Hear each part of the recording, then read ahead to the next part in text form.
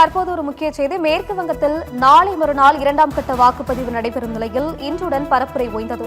தகவல்களை எமது தலைமை செய்தி ஆசிரியர் கண்ணன் வழங்குவதற்காக இணைக்கிறார். கண்ணன், வணக்கம். விவரங்களை வழங்கலாம்.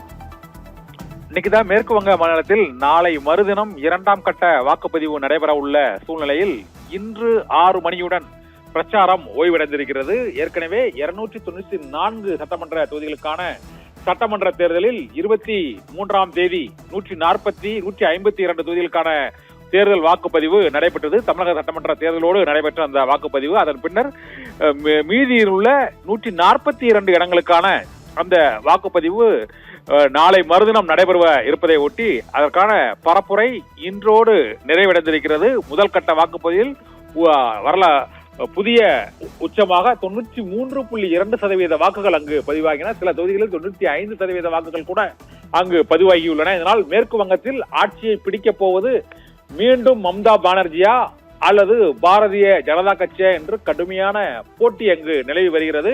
மேற்கு வங்க மாநிலத்தில் இறுதி கட்டமாக நாளை மறுதினம் வாக்குப்பதிவு நடைபெற இருக்கிறது. அதை ஒட்டி அதற்கான தேர்தல் பிரச்சாரம் சற்று முன்பு ஓய்ந்திருக்கிறது.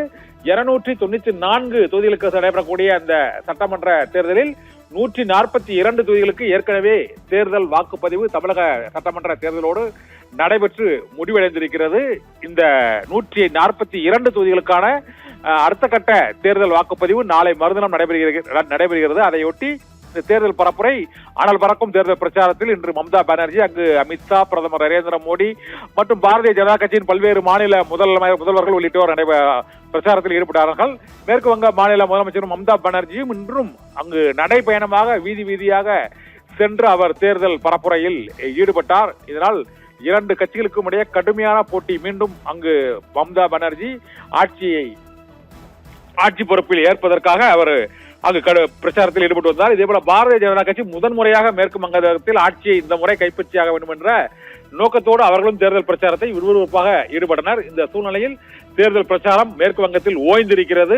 நாளை மறுதினம் நடைபெறக்கூடிய வாக்குப்பதிவை தொடர்ந்து மே 4ஆம் தேதி 5 மாநிலங்களுக்கும் தமிழ்நாடு, கேரளா, அஸ்ஸாம், புதுவை, மேற்கு வங்கம் உள்ளிட்ட மாநிலங்களுக்கான தேர்தல் வாக்கு எண்ணிக்கை 8 மணிக்கு தொடங்கும். அப்போது 5 மாநிலங்களில் ஆட்சி பொறுப்பை கைப்பற்ற போவது யார் என்பதற்கான முடிவு வெளியாகும். இன்று மேற்கு வங்கத்தில் இரண்டாம் கட்ட தேர்தல் பிரச்சாரம் ஓய்வடைந்திருக்கிறது. நிகிதா.